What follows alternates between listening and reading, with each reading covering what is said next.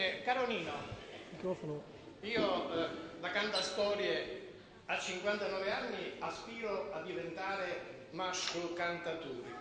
Io credo invece che tu, nonostante la tua giovane età, sia già maestro, in questo caso poeta.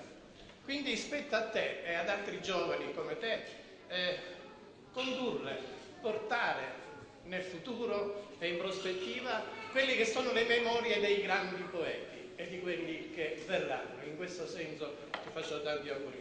Devo anche menzionare la professoressa Ancona che ha parlato di Ignazio Bruttita.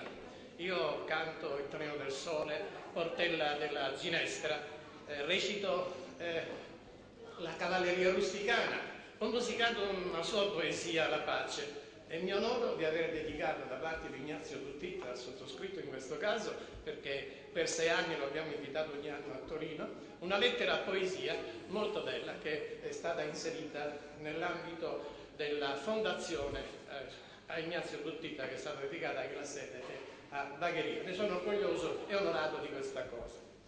Ma penso, ritornando a Nino, che essere poeta completo bisogna avere certamente il sentimento popolare e religioso, perché qui è la sfida, questo è un obiettivo molto importante. Io presento alcune parti di San Giuseppe, canzoni di San Giuseppe, e alcune che ho composto pure io, e anche le canzoni natalizie che ogni anno, anche quest'anno, ho avuto il piacere e l'onore di presentare in alcune chiese, in alcuni paesi, specialmente in un momento come questo. Ma quello che volevo dire, e con questo concludo, riguarda anche una cosa molto importante a mio avviso, che incontri come questo, per la partecipazione qualificata dei presenti e anche delle persone che hanno esposto il tema in onore di Nino Barone e che sono anche assisi di riflessione, assisi di meditazione, perché no?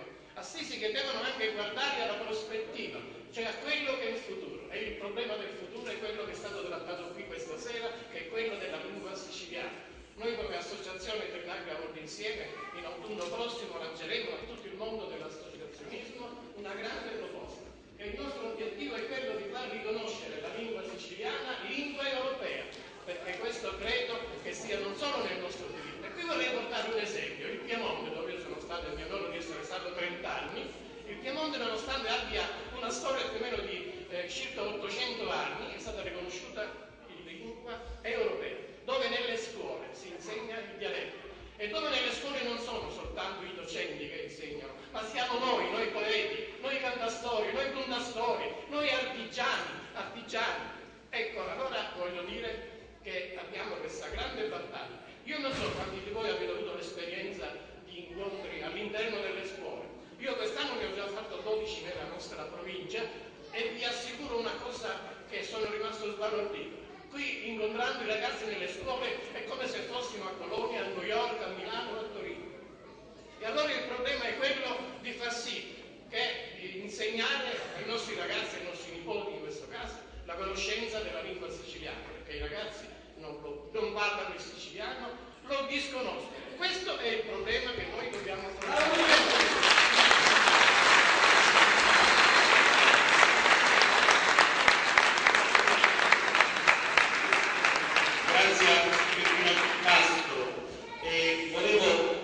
Io concordo con quello che è stato detto e faccio un riferimento a un fatto che secondo me è emblematico per questo discorso.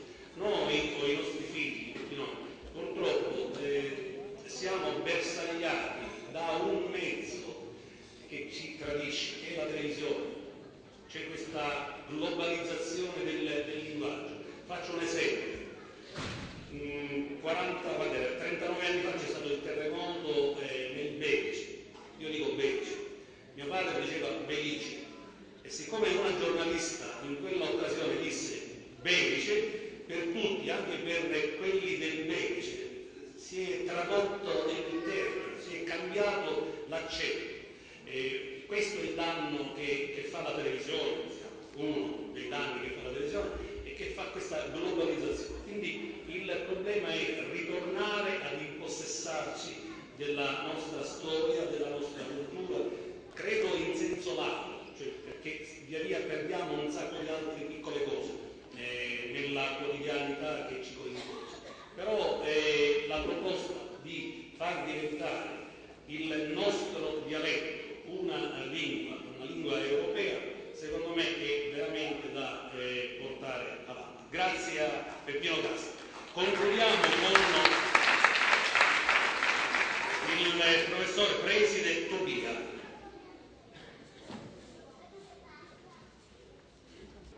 Buonasera, io non sono un poeta, sono uno del pubblico che per mestiere ha sempre insegnato la lingua italiana, quindi ho alcune riserve nei confronti del dialetto. Quando mi si dice che la lingua siciliana deve diventare lingua europea, si dice una grossa sciocchezza, scusate l'espressione. Noi non possiamo arrogarci il titolo di proporre una lingua come lingua europea, nel momento in cui questa lingua ha un circuito molto limitato. E allora mi chiedo perché la televisione siciliana non comunica in lingua siciliana, perché chi mi ha preceduto non ha rivolto il suo appello in lingua siciliana, appunto perché temeva di non essere compreso, o quantomeno di non poter esprimere tutto quello che pensava in quella che dovrebbe essere, ma che fu, la lingua materna. Quindi io apprezzo la poesia siciliana, ma non andrei al di là. Non proporrei la lingua siciliana come lingua europea. Non ha senso. Noi dobbiamo fare in modo, come diceva Milani, che la lingua diventi strumento di eguaglianza sociale. E per essere tale occorre che i nostri ragazzi imparino bene la lingua italiana e poi le lingue europee, quelle che consentiranno loro di introdursi nel mondo del lavoro, diventare professori di lingua siciliana. C'è una grammatica siciliana che io conosco bene, ma i miei figli non la conoscono più. E le generazioni presenti non conoscono la lingua siciliana. Se il tempo avesse pensato alla fine dell'Ottocento di poter comporre in lingua siciliana i suoi capolavori, la Madonna e il Mastro Gesualdo, sicuramente l'avrebbe fatto. Ma lui ha capito, lui che ha studiato a Firenze, che ha studiato a Milano, ha capito che la lingua siciliana avrebbe avuto un circuito molto limitato e che le sue opere sarebbero rimaste in un ambito molto ristretto. Lo stesso Manzoni, Lombardo, capì che per dare un circuito molto ampio ai Promessi Sposi avrebbe dovuto necessariamente andare al di là del Lombardo, che era una lingua non inferiore certamente alla lingua siciliana.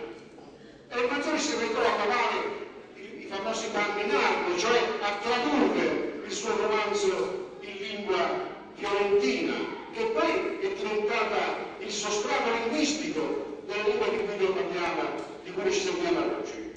Allora, cari amici, io apprezzo tantissimo la sensibilità, la poesia del nostro poeta che stiamo questa sera festeggiando e onorando con piacere. Però, ecco, non illudiamoci che la lingua siciliana possa diventare, al di là di quello che è il dialetto oggi, una lingua cioè scelta, il dialetto significa questo in fondo, in greco, una lingua che è scelta da un gruppo di persone, da una cerchia limitata che avrà un circuito all'interno di essa, ma che non ha possibilità di oltrepassare questi confini se non attraverso la traduzione. Scusatemi per l'intervento.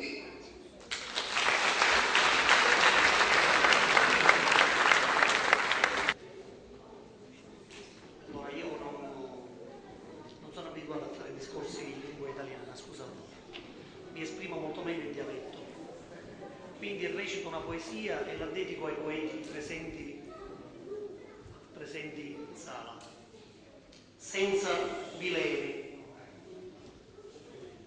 Frequento già d'un anno gran poeti, Trapani, provincia e oltre confini, ni conosciutotti e analfabeti, ni canusciusicchi e bendechini, mascoli, femmine, saggi e squeti, tutti con la musa antalevini, vecchi, picciutteggi, tristi e leti, masci diversi, ottavi e quartini. A iddi ci rivolgio la mestima, ma ricchiero puzzo e la sorgente. Du più vascio, infine a chi d'uncima, tutti m'hanno dato insegnamenti. Come un piccerino di la prima, fui portata a scuola di sta gente, masci d'ingegno, di meglio e prima, chi sti m'arricchiero cuori e mente. Non saccio si poeta ci addivento, non saccio so concontro che la via, certo che lo vostro insegnamento tegno pippudru dalla testa mia. Non cerco trofei, ma sentimento, spirassi da una buona compagnia, amicizia come testamento, senza veleni, ma solo poesia.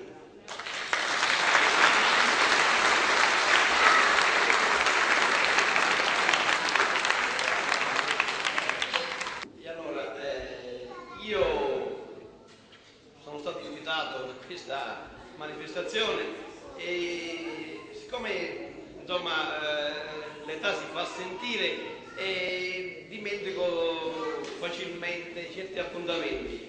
Nino Barone mi ha mandato 3 come si chiamano?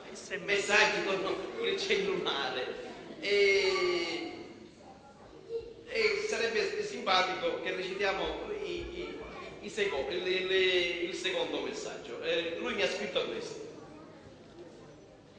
Caro Betto, ti saluto, ti confermo come affetto, io poeta scongiuruto, giorno 7 già t'aspetto. Io ho risposto così. Grande Nino, ti lo giuro, già io ardo come un fuoco e perciò ti assicuro, giorno 7, vengo dopo.